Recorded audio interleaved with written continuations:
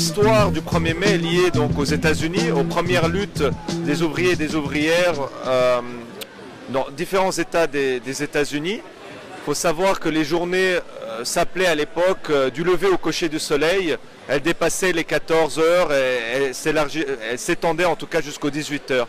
Et on a les premières grèves ouvrières à ce moment-là. Et en 1837, à la suite de grands nombres de grèves, etc., on a le gouvernement qui a établi la journée des 10 heures. Ensuite, en 1856, en Australie, en fait, c'est là où la journée des 8 heures est également revendiquée par un grand nombre de travailleurs et travailleuses australiens. Le slogan, c'est 8 heures de travail, 8 heures de repos et 8 heures de loisirs. Et le jour qui lance pour cette 8 heures de repos, c'est le 21 avril 1956. Et c'est un tel succès qu'ils vont le répéter chaque année. Et de nouveau, après, on revient dans les années 60 aux États-Unis, où en 1966, le Congrès, c'est-à-dire de l'Union nationale des travailleurs, qui rassemble les principaux syndicats américains, adopte au Congrès la décision de 8 heures de journée de travail. Et la même année, 2 semaines après, la première internationale adopte également la journée des 8 heures. Donc après, et pourquoi je raconte ça comme introduction? Parce que vraiment le 1er mai est lié à cette histoire de 8 heures. Par la suite, dans les années 70 et 80, il y a des grandes grèves aux États-Unis pour la journée des 8 heures, à chaque fois réprimées très durement.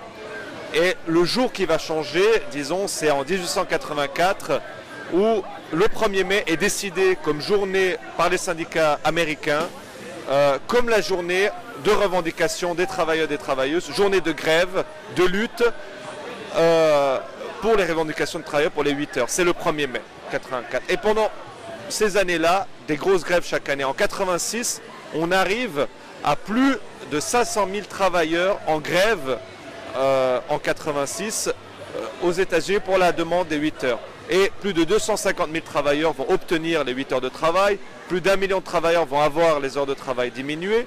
En 89, la deuxième internationale adopte le 1er mai comme la journée internationale des travailleurs, etc.